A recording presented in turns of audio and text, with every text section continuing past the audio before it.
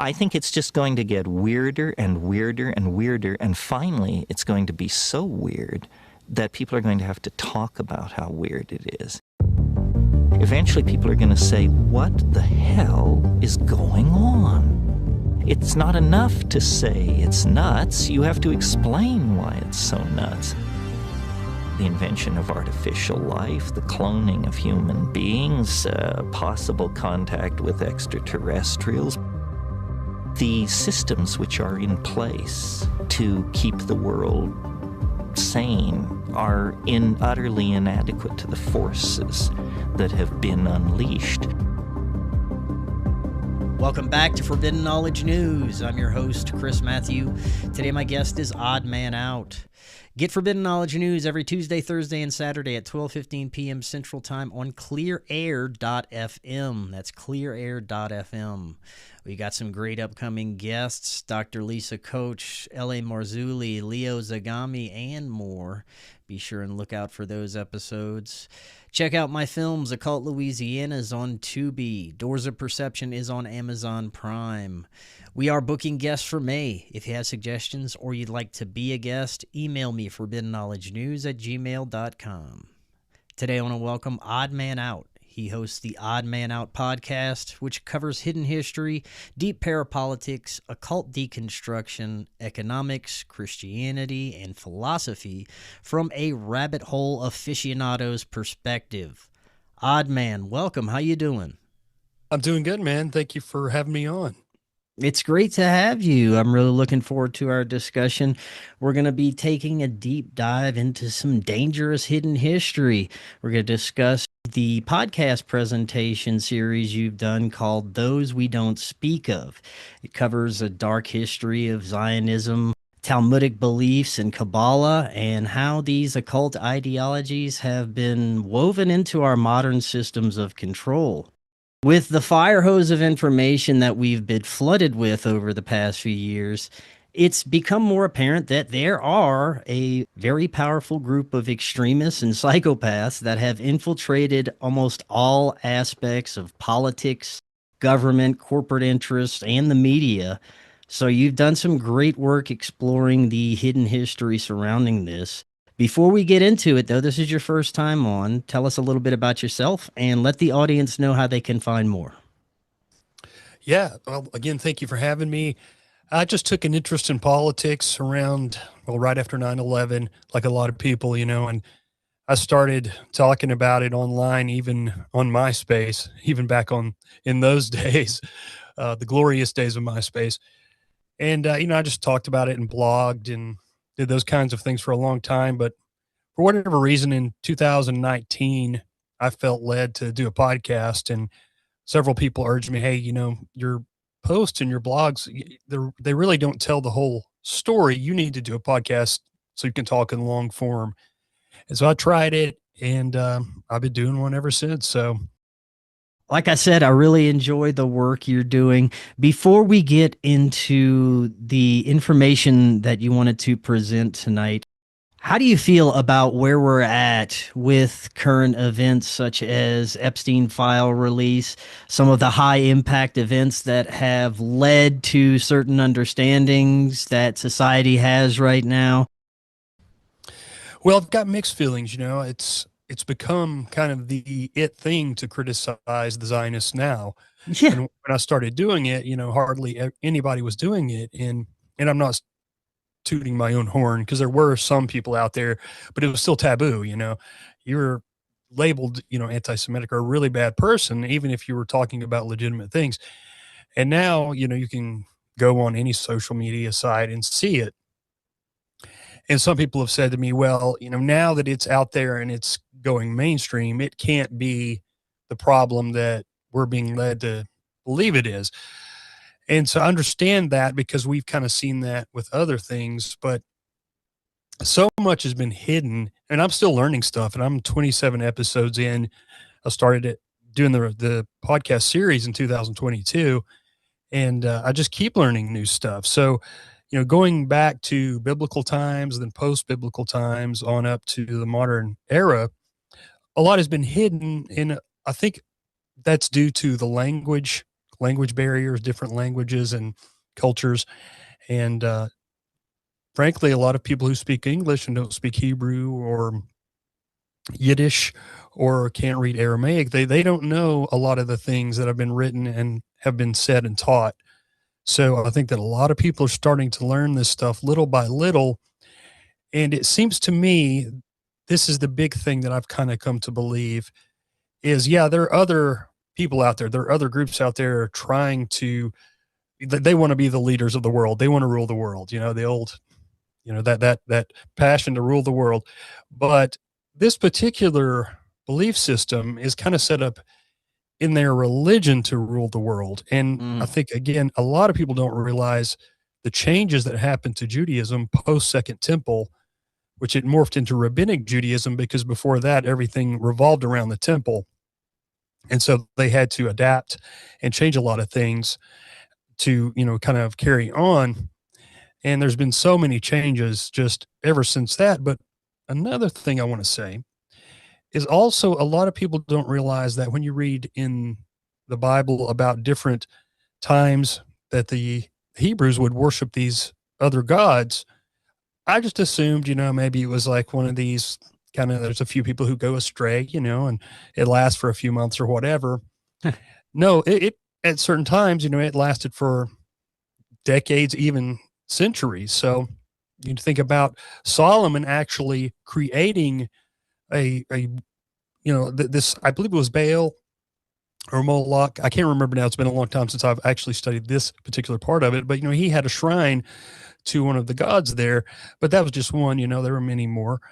And so I think that people don't realize that a lot of the cultures that they came into contact with, even back with the Canaanites and all the others, it rubbed off on them, and they took some of that and continued to build upon it and build upon it. Even, you get a few, a couple thousand years later, and it's the Romans, or a few more thousand years actually.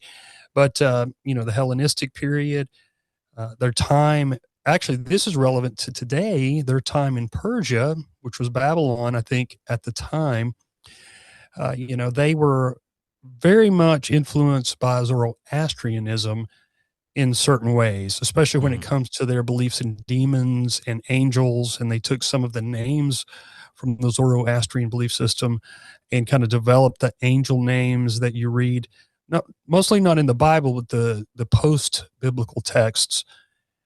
And there's so many of those. I mean, it just goes on and on and on. You could never really know all of the writings, because the commentaries and things have just continued to be written even into the modern period.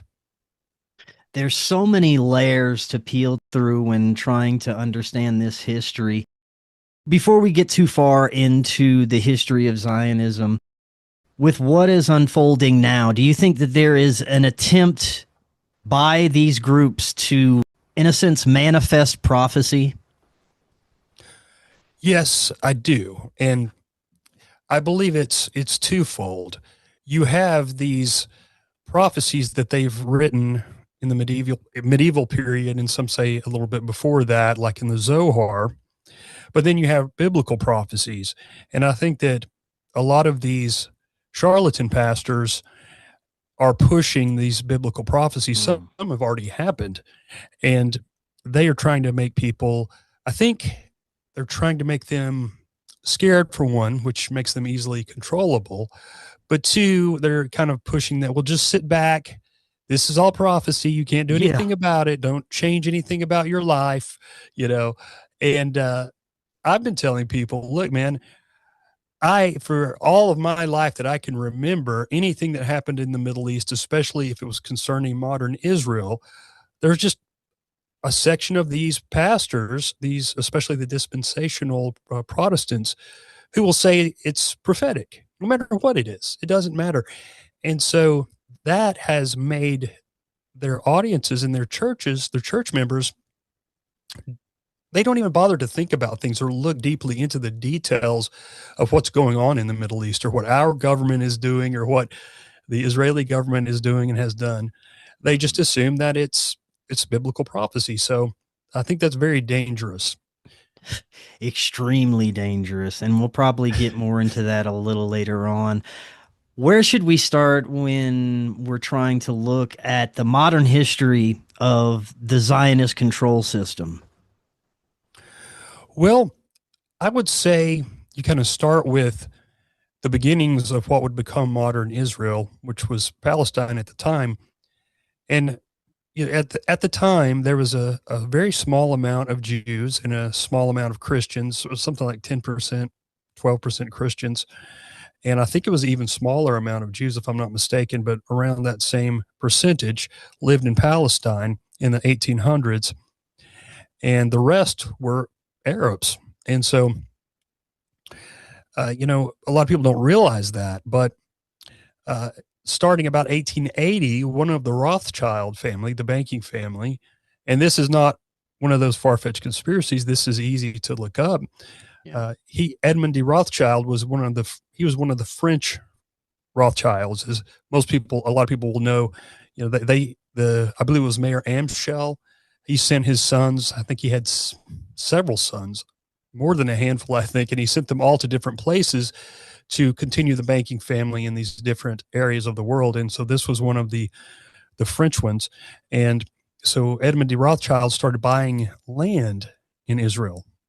And like I said, it was Palestine at the time. A lot of this was farmland and agricultural lands being worked like by tenant farmers, Arabic tenant farmers who would, they would kind of grow the crops and take care of the land and whatnot for a price. And so he started buying that up. And at first, he was keeping the Arab farmers, and that didn't last too long, because once people started migrating in there, other Jews, they wanted to get rid of them, and they wanted to do that type of work and kind of replace them. But he and his son started it was called at the time the Palestine-Israel Colonial Association. And we're not supposed to say colonialism because you're anti-Semitic if you say that, but right there it is in the organization that they created to develop the land there. And so that was really the first, they created the first issue, the first kind of little village, and they started building from there, and so you forward a few decades later, and you have the father of Zionism, Theodor Herzl, who was a playwright and a secular playwright. He wasn't a religious Jew. And most early Zionists were not religious Jews at the time. And in fact, I should probably throw this in. A lot of them were actually socialists and communists. They came from Europe, and that was what was popular at the time there. And so these are the people who, basically founded Israel. And so Theodor Herzl came up with the idea to move a lot of people back to Palestine. And he wrote a pamphlet called Der Judenstaat. I think that's the Jewish state, I believe. And that was actually originally addressed to the Rothschilds. I think it was called A Letter to Rothschild. So it was his plea to help them do that and basically fund that whole thing. And so the Rothschilds have been intimately connected to the modern state from the beginning, and even into the modern era. They have paid for the Knesset, the memorial gardens, where their Supreme Court is, just so many different things. They have I guess you call it like it would be like an equivalent to our tax exempt groups here, an NGO, and it's called the Hannah Adiv, I believe. And so they do a lot of work for the Rothschilds in Israel. And there is even a Rothschilds Boulevard there in Tel Aviv. So I think a lot of people aren't familiar with that part of the history there. And when it first started, the Zionist movement, you had kind of two different groups. You had people like Menachem Begin, who was actually one of the members, and I don't want to get too far ahead of myself, but he was a member of one of these, actually it was a terrorist group. And so we'll talk about that in a minute, but you had people like Menachem Begin, and then you had another group of people who were called the reform Zionists, or revisionist Zionists. And that was people like Zeev Jabotinsky. He kind of led that movement.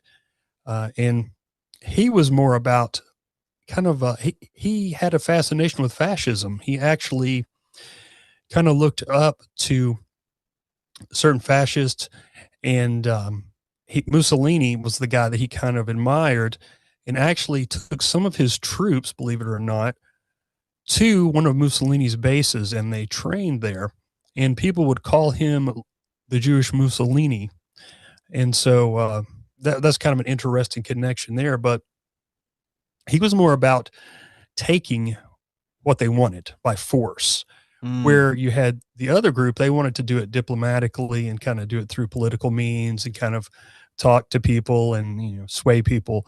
And so he said, no, we're going to do it by force. We're going to just do what we want. And so his side won out, and they actually created the Likud party, which is the party in charge now with Bibi Netanyahu. And in fact, Netanyahu's father, I think his name is Ben Zion Netanyahu, but it was originally Milikowski. That was their last name. And his father was one of the secretaries for this Zeev Jabotinsky. So Bibi has grown up in that Likud, that whole system where they were about taking things by force. And that really has become the mainstream of the Israeli government today. That's kind of, you know, we can all see that that's kind of their philosophy. They'll do what they want to do. You said something interesting that I've even noticed in modern times, that at the highest level, you mentioned Theodor Herzl wasn't even a religious Zionist. You also look at what's happening today with some of the players that aren't religious. Some of them are atheists.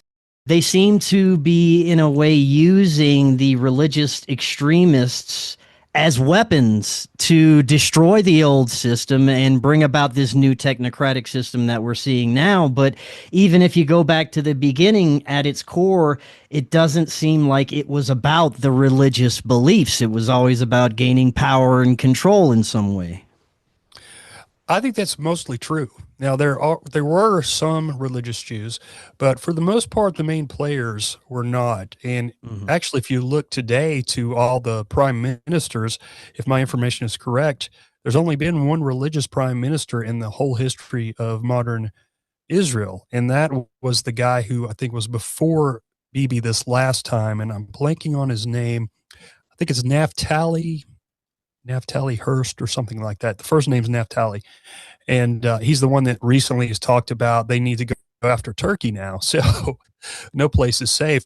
But there has been a real secular influence there. And I think the Jewish historian Elon Pape, he has a quote. It's something like, most Zionists don't believe in God, but they do believe he gave them Palestine. So that's kind of it's a good thing to go by, because that really is true. Because I think they learn to use the biblical myths and the biblical stories to kind of work over their own people, you know, and say, this is us. This was our land. We deserve it. We're going to take back what's ours. We're going to do what the Bible says we did to the Canaanites, to everyone else, if they won't let us have our way, and those kinds of things. And I think they realized early on that they could take the religion and use it to their benefit, even though they didn't really believe in it. Yeah, they used their extreme beliefs to establish all the different isms: socialism, communism, Zionism. It seems to have all stemmed from these power-hungry psychopaths. Yeah, you know, I believe Dennis Prager is even on record on video saying that Jews created all the isms, you know, and that doesn't necessarily mean all. They had ill intent with all of them, right? But it's just a thing, and that really does kind of relate to, I believe, their religion, what has become their religion, and that is in the belief in the Kabbalah. They have this belief called Tikkun Olam, which is, they believe Jews, their purpose in life is to repair the world, and so they believe that doing different things. And that could be, you know, for some, that could be doing really good things like, helping the homeless or helping single mothers or, helping the elderly or those kinds of things. Yes, that's great.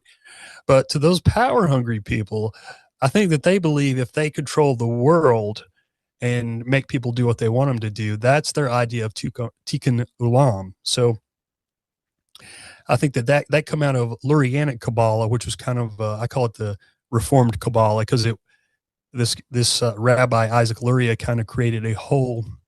He didn't completely change everything, but he came up with a different system that was more applicable to the average people, and they could understand it better. And he popularized Kabbalah, I should say. After the establishment of modern Israel, then we start seeing the rash of Zionist terror attacks, false flag high impact events that are established by the Zionists themselves in order to create these problem reaction solution issues. Yeah, well, when the Brits took over Ottoman Palestine, you would think that the Zionists would have been extremely happy because they finally had a chance to start getting some Jews over there. But they wanted to just open the floodgates and let all the Jews over there all at once.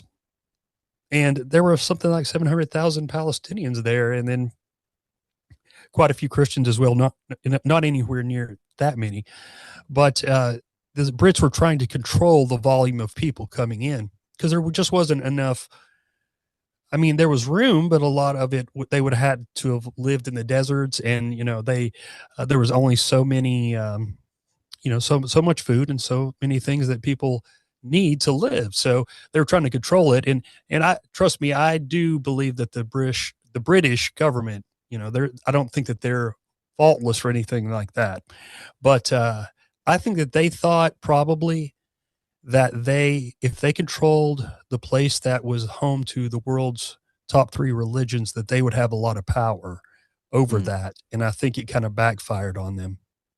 But they started letting Jews in, they were regulating it, and a lot of the Jews didn't like that. So they created terrorist organizations, really like you would have today, that most people would assume would have been created in the first place by Islam, but that's not the case.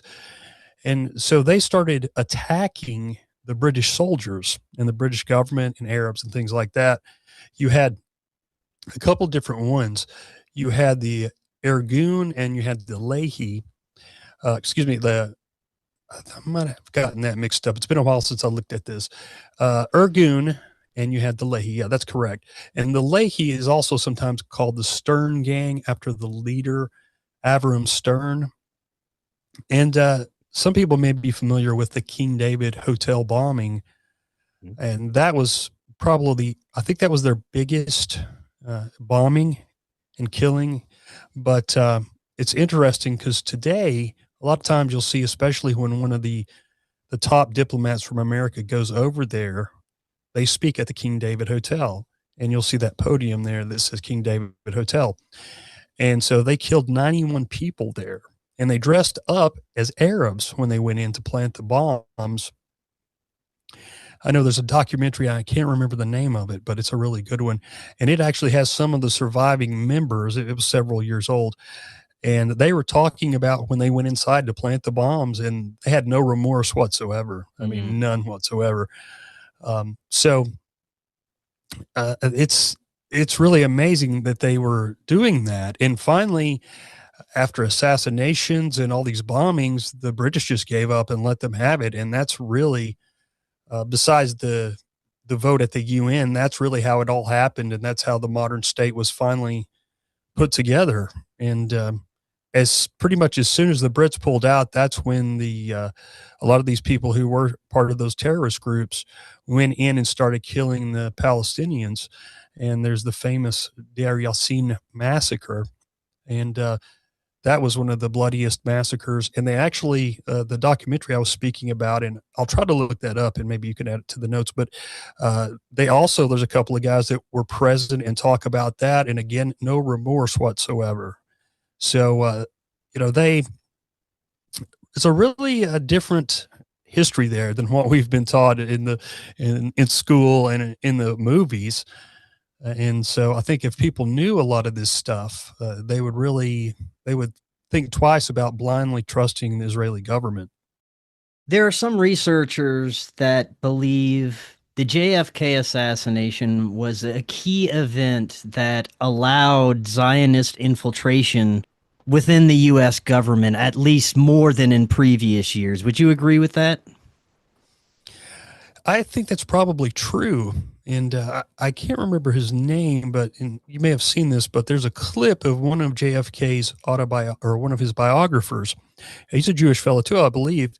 And he says in there, in the some of the files that he was able to look at, that he believes that Israel killed JFK because he did not want them to have nukes. And he was adamant about it. And I believe it was Menachem Begin who resigned because of that. So that's one of the big Zionist heroes there. And for him to resign, that says quite a bit. And then, next thing you know, JFK is murdered. It is very interesting. Now, in your talking points, you have how Israel is among the top 15 richest countries in the world.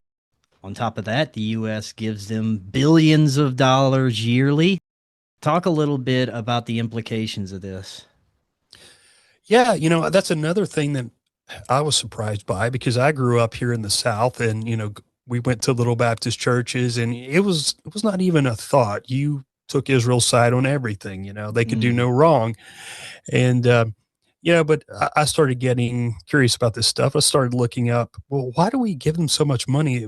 Why do they need so much money? Because there's so many wealthy Jews here in America. And so I started looking that up, and, I learned that they bring in about $6 billion in tourism alone, mainly probably from, I would say probably 75% Christians. I wouldn't be surprised if that was even higher. Yeah. But, they have a booming tech industry.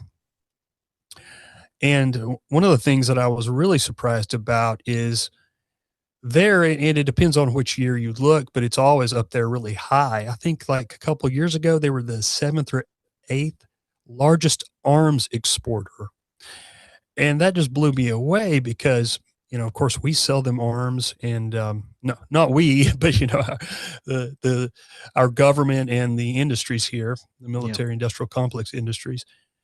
And they turn and sell some of these arms to other places, and some of these places, people ought to look it up themselves, that they actually sell arms to, could be considered hostile. And it's just, a lot of things don't make sense, and not only do they get something like 8 billion to 9 billion yearly from the United States, but they give them even more every year in loan guarantees.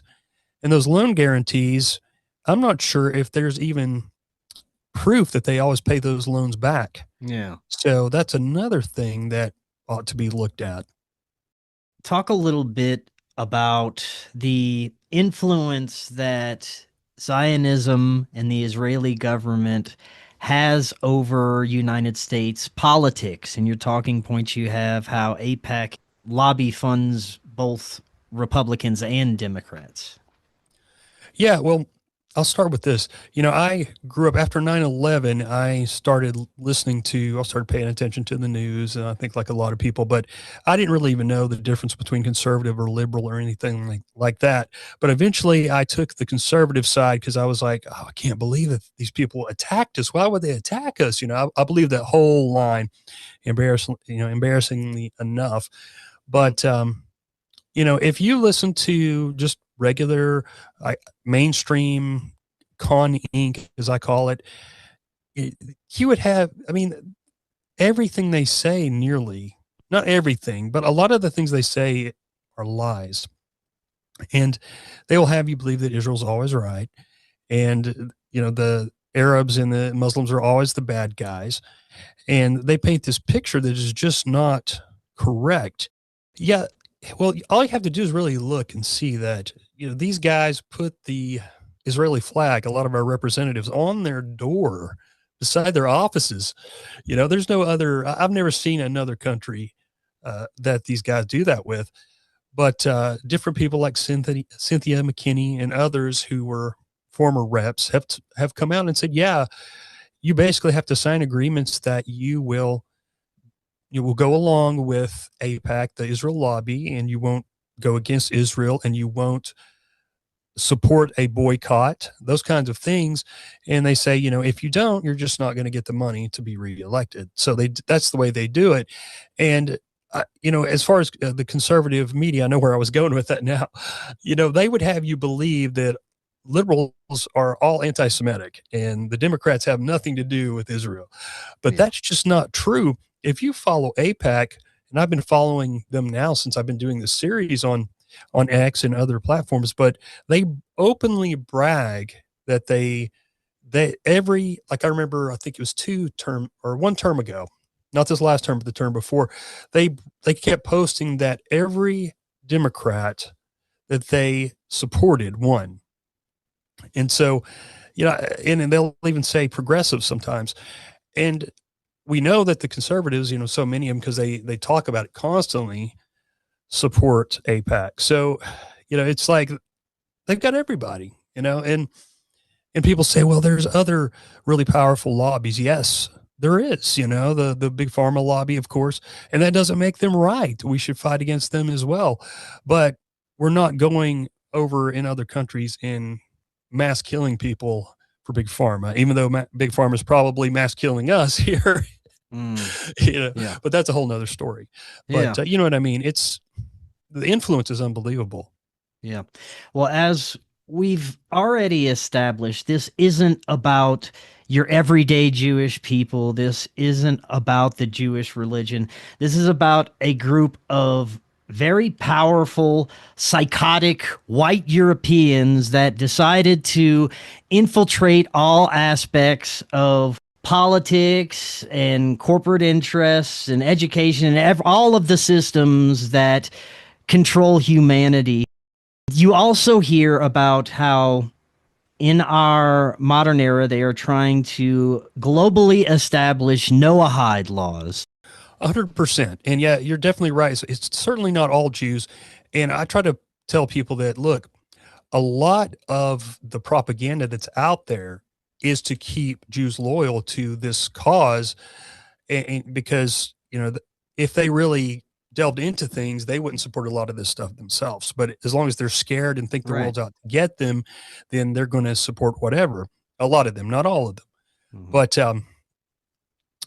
yeah, it's very interesting because this it's not all Jews, but these very powerful people, they do want to control everything, and they can use the religion and they can use the fear to get what they want.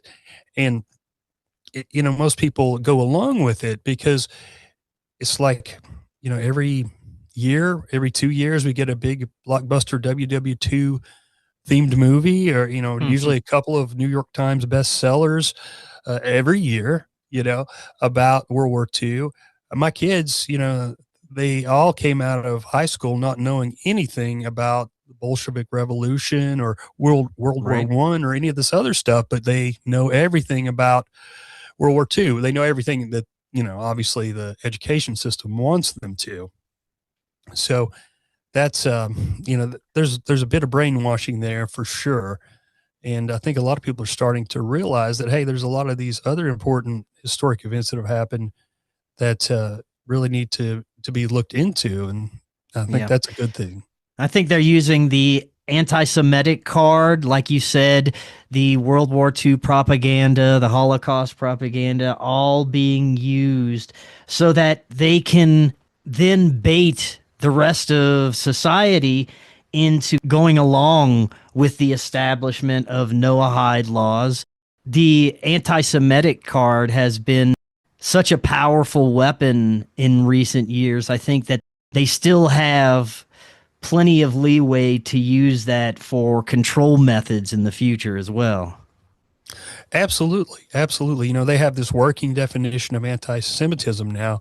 And if you read that, and I've read most of it, it's pretty much any kind of criticism of the Israeli government would also be considered anti-Semitic.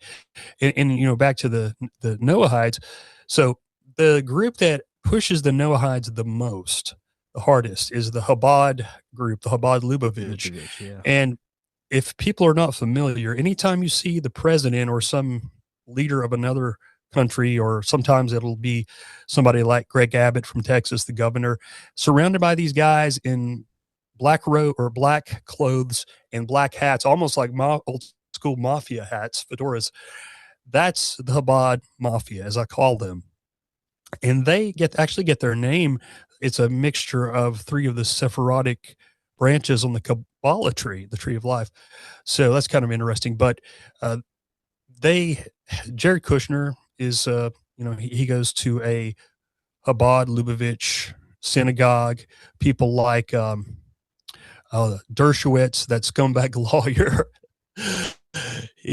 I think that also, I don't think Ben Shapiro is Habad Lubavitch member, but I've been seeing him with different ones. And when Trump went to the grave of that rabbi a few months ago, that was the seventh Rebbe of Habad Lubavitch, Rabbi Menachem Mendel Schneerson. And the night before Trump was elected the first time, Jared and Ivanka went to his grave and prayed. And wow.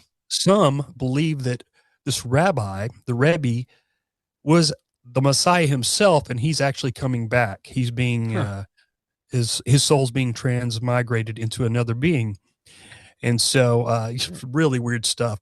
But they are really big pushers of the Noahide laws. And President H.W. Bush, and I think maybe even Reagan before him, but definitely H.W. Bush, they set up these, it's an education day where they honor the rabbi, and it mentions the Noahide laws, but it doesn't, it's not a law. It's not a law yet.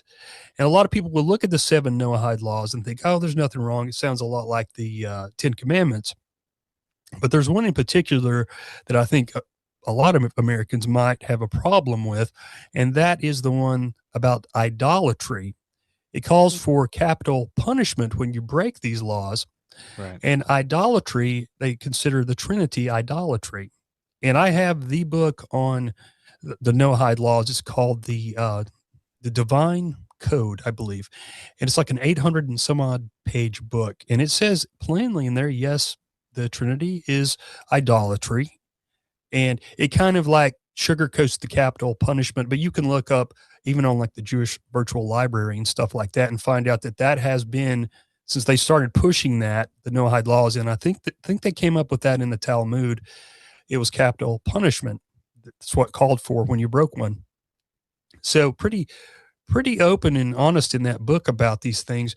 And it also says, and I've seen a couple of rabbis on videos say this, and I think this would also surprise a lot of people, that the Muslims, they actually serve the same God as the Jews, but they don't honor the 613 mitzvahs, the laws, and that's the problem they have with them. But when it comes to the Christians, they're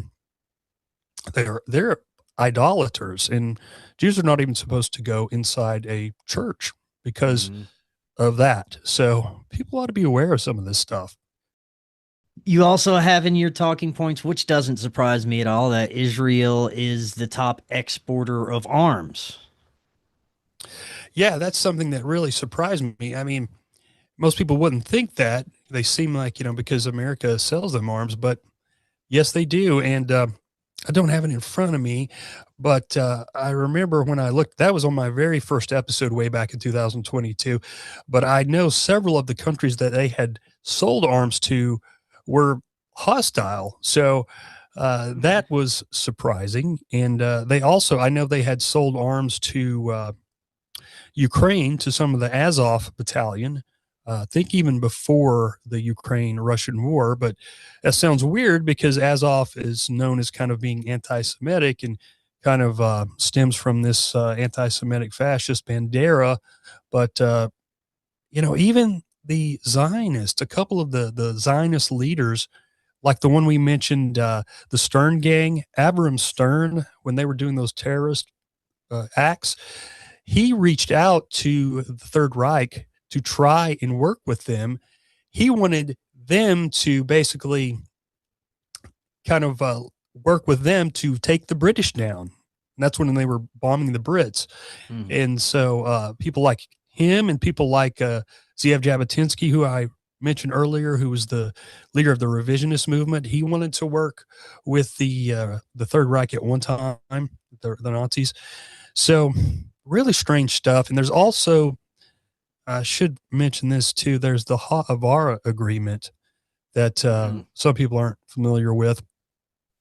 I'm kind of blanking on some of this information because it's been a few years, but it's basically the Zionists, the wealthy Zionists, they worked out a deal with the Nazis, and it was called the Ha'avara Agreement, where they could get some of their, well, a lot of them were industrialists, so they could get their products out without completely losing all their money. So the Germans would get a part of that money, but they could still sell their items and get that stuff out. And that went on for quite a long time. And some Zionists were against that, actually, but the people who were getting the money didn't mind too much about it. So let's get into some of the spiritual implications of Zionism, starting with Kabbalah's influence on modern Judaism. Yeah, so some people say Kabbalah, they like to say that Kabbalah goes back to, and they say this about everything. They say it goes back to Moses. God gave Moses the information about the Kabbalah when he went to meet him at the mountain and all that kind of stuff. And some even go back and say, no, God gave it to Adam in the garden. But really, from what is traceable, Kabbalah is really something that came out of the medieval times. And I think that they did bring some of the information from these other cultures that they had been in touch with over the many years. But it really came together in writing, and I think the 1300s. And they first tried to say that it was a 2nd century rabbi who wrote the main text, or the most popular text of the Kabbalah, which is called the Zohar. And they said it was this 2nd century rabbi, Shimon bar Yochai. But as people began to study it more, they found information in there that had come about many decades and centuries after this guy had died. So they figured out that it was the guy who kind of started presenting the Zohar to people, Moses de Leon, a Spanish rabbi. He wrote it and probably plagiarized other people, but it's not really traceable where he got all the information in it. And so that took off, and I think it was in the 1600s, I believe, maybe even late 1500s, probably late 1500s. There was a rabbi, Isaac Luria, who I mentioned earlier. And before that, Kabbalah was kind of hidden for the adepts, and you had to be about 40 to even study it. So they kind of kept everything under wraps, and only special people got to study it. And when Luria came out and kind of started studying it and kind of developed his Lurianic Kabbalah, the idea that when God created the world, it was created and there was too much light, too much power. And so there was these explosions of light, and the light just went all over the world, right?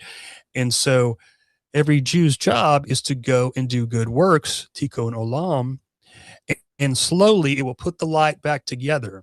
And so they kind of believe that when you really start to delve into it, they kind of believe they're putting God back together, or making the world so that God can come back, that he needs them just as bad as they need him, or even worse, or even more so. So it's a really strange, it's a strange religion. And a lot of people say, well, that's just the fundamentalists, or that's just the Orthodox. And if you look into it, the revisionist Zionism did reject the Talmud and the Kabbalah, and it's the most popular Zionism. And it was created, I think it was created in Germany, but I could be wrong on that. But it's a relatively new sect of Judaism. And modern Reform, they do study the Kabbalah, and some don't believe that it was true, but they still study it for historic reasons or whatever. But some do. And one of the most popular authors actually is a Reform rabbi, Michael Laitman from Israel. So he writes many books about the Kabbalah, and there are others. There's Lawrence Kushner, another Reform author who writes about the Kabbalah. And even the conservative Judaism, which is even newer, which was created in, I think, New York. I'm blanking on that. But they study the Kabbalah now sometimes, not all of them, but some of them.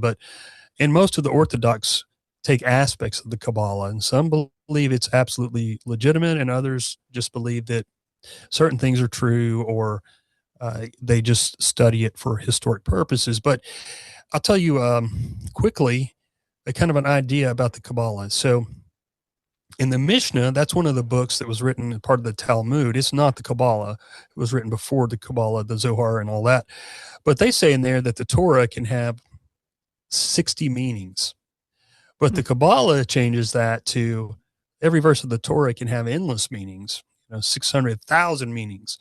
So it's pretty interesting when you look into it. They can interpret scripture any way they want. And so the Talmud is actually all these various rabbis' takes on what the first 5 books of the Bible mean.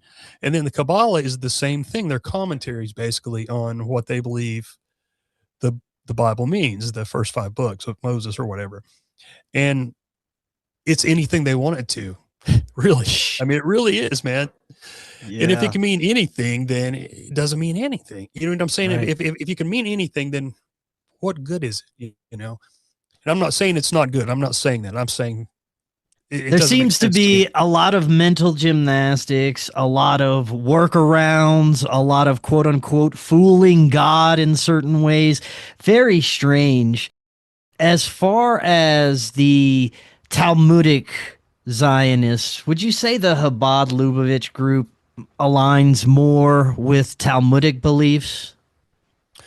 They are both. They definitely believe in both. And they have a lot on their website, and I think it's just Habad.org. They're pretty open about a lot of their beliefs. And their Talmudic and Kabbalistic beliefs. They write in quite a lot of detail about them.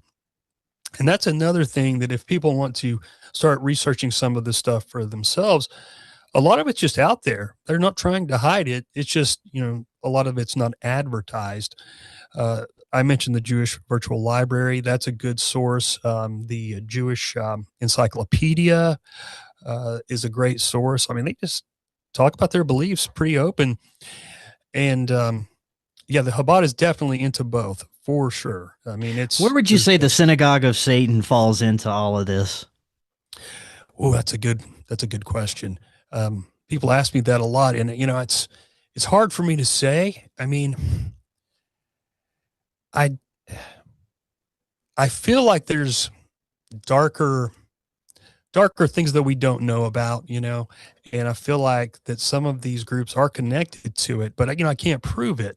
But certainly I feel like some of the Kabbalistic stuff, when you start looking into it, they have this extreme version of dualism where there's almost no good and no evil. It's all the same. So I think that can be a real slippery slope when you believe that, and you may end up justifying horrible things, So I wish I could put my finger on it exactly, but I do feel like there's probably some of these guys who they're practicing some of this really dark stuff, and the Kabbalah is part of that.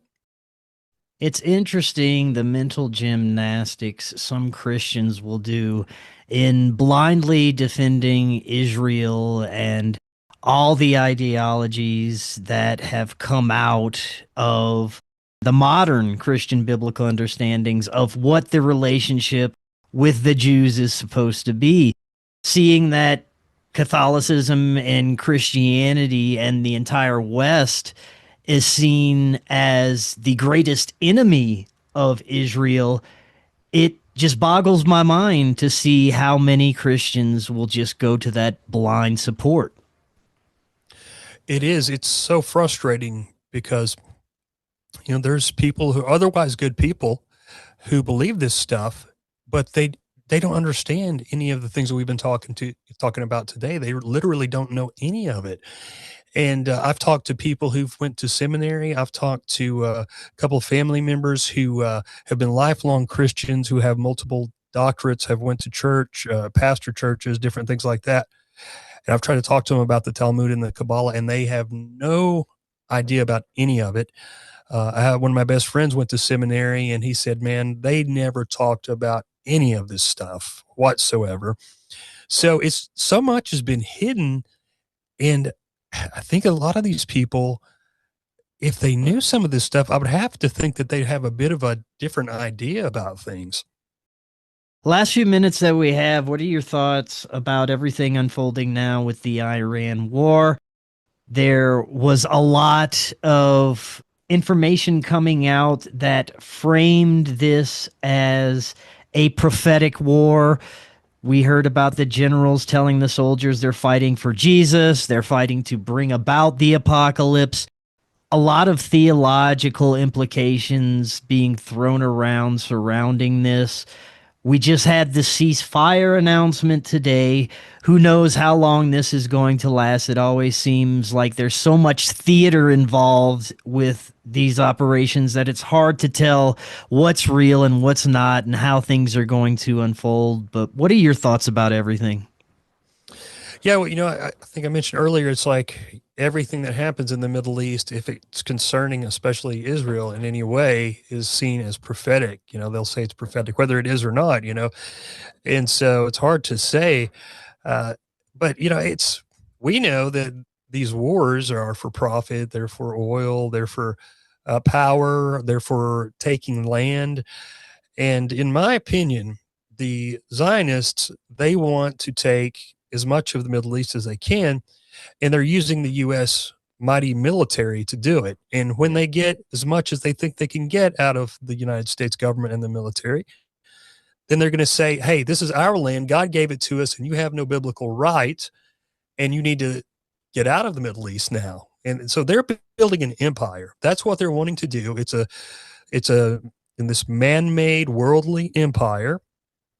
And I think that Iran, we know Wesley Clark said all those years ago, I think, was it 7 countries in 5 years? I think is what he said way back after 9/11. And I think Iran was the last one on that list. Yeah. And so, this is a long held plan. And what I think is it's kind of funny, is we've been told that the deep state hates Trump so badly, but, this is one of the deep state's goals, is to topple Iran. So, here he is helping to achieve one of the deep state's biggest goals, and maybe possibly their kind of end big goal for the Middle East.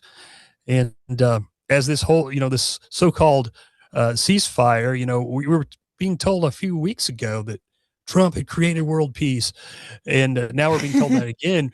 But I saw before we went on today that Israel has continued to bomb Lebanon, which is on their list, even though there's a ceasefire. And the Iranians have actually said in their stipulations that you have to stop bombing Lebanon. Just leave them alone. That's part of, if you want a real ceasefire. And from what I can tell, despite what a lot of the American media is saying, I think that the Iranians, even though they've taken on damage, they're in a better place now than they were before, because they control the Straits of Hormuz, a major trade route. And now they're justified in the eyes of a lot of the world in having nukes. And I think other countries have probably seen what's going on, and they realize, I think we need nukes too, because Israel can come after us and the United States can come after us too. And so I think that, one of the stipulations that the Iranians said is, we want you to rebuild everything you've destroyed, which God knows how much that would cost. We went through that in Afghanistan and Iraq, just unbelievable amount of money. So I think this is going to come back to bite us in a huge way. I would have to agree, man. We're in interesting times. Is there anything that we didn't cover that you'd like to leave the audience with before we close out? Any final thoughts? Well, none that I can think of. I mean, just want to say that it doesn't mean that you hate somebody or you're anti-Semitic at all to talk about the things that we talked about today. This stuff is easily researched. And one of the reasons that I started looking into this was because when one of my grandmothers passed away, my brother said, hey, look on the obituary. And I never knew her very well. Her last name, it was a Jewish name. And so we found out that, hey, we have some Jewish blood in us too. And so I started looking into this stuff. So I guess people would call me a self-hating Jew, even though I don't hate anyone. I just think that we have to stop this Zionist seizure of control. And so that's all that I'm trying to do. So thank you for having me on. Well, thank you, brother, for the research and the amazing work. We'll definitely have to do this again. Before I let you go, though, remind the audience how they can get more of you. Yeah, so you can find me on X or Instagram at _the Oddman Out. And the name of the podcast is just The Oddman Out. So check it out. It's on all the podcast platforms. I talk about what we've talked about today, but I have a lot of stuff about secret societies, the Fabian Society, Fabian socialism, and a whole lot of stuff about propaganda and psychological warfare that I think that everybody could really benefit from learning, because we're getting hit with stuff so much nowadays. Yes, definitely, man. Oddman, thank you so much. Like I said, we'll do it again. Until next time, everyone, have an excellent evening. We'll talk again tomorrow. See y'all then. Hello, friends. I am so excited to tell you about Independent Media Token. Independent Media Token is a brand new way to show your support for independent media without having to donate a dime. Independent Media Token is a cryptocurrency on the Solana blockchain designed to generate funds to promote and foster the growth of independent content creators, allowing them to engage in their art without having to worry about being demonetized. Through a network of media partners, of which you yourself can become a part of, Independent Media Token's goal is to ensure the powers that be can never cut off all of our areas of funding and censor the only free voices left in the world. Join the movement today. You can pick up Independent Media Token using Phantom Wallet or the Solana wallet of your choice, where you can easily swap your Solana for IMT. Grab some IMT today, and remember to always know your team. To learn more, visit independentmediatoken.com or use the link right in the description. Are you and your family prepared for an emergency? Maybe the fake alien invasion? Now is the time to prepare yourself and your family for any event. Check out Prep Starts Now. Their mission is to provide high-quality preparedness products that empower individuals and families to be ready for any situation. They're committed to delivering reliable, trusted gear to ensure your safety, security, and peace of mind in times of need. Their product selection is carefully curated to provide you with the essential gear you need to stay prepared. From emergency kits to tactical tools, every item is chosen for its reliability and practicality. Prep Starts Now understands the importance of family, and their goal is to equip you with everything you need to build a solid plan for your family's preparedness. In today's ever-changing world, being prepared is more important than ever, and Prep Starts Now is here to help you and your family stay ready with quality products and practical guidance. Use the link in the description and get 15% off your order. Watch Doors of Perception now on Amazon Prime. We live in an incredible age of information. More and more, we're discovering that we've been lied to and misled about much of our human history. Cory Hughes is providing profound revelations about World War I, World War II, the JFK assassination, Martin Luther King's assassination, and much, much more on his new Substack, Bloody History. Subscribe now for as little as $5 monthly. Just click that link right in the description to get started now and learn about our true history. Hello, friends. If you're looking to start your therapeutic microdosing journey, but don't know where to start, especially when looking for the highest quality ingredients, including nootropics, and what you'd expect from a true microdose capsule, check out our friends at Brainsupreme. They offer the absolute highest quality ingredients so you can start your microdosing journey knowing that you're getting top-notch ingredients.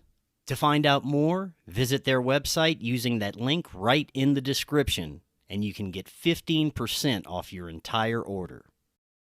Watch Doors of Perception, now on Amazon Prime. Check out the incredible artwork of Johnny Larson, featured on the cover of the Forbidden documentary, and the book A Warning from History by Cory Hughes.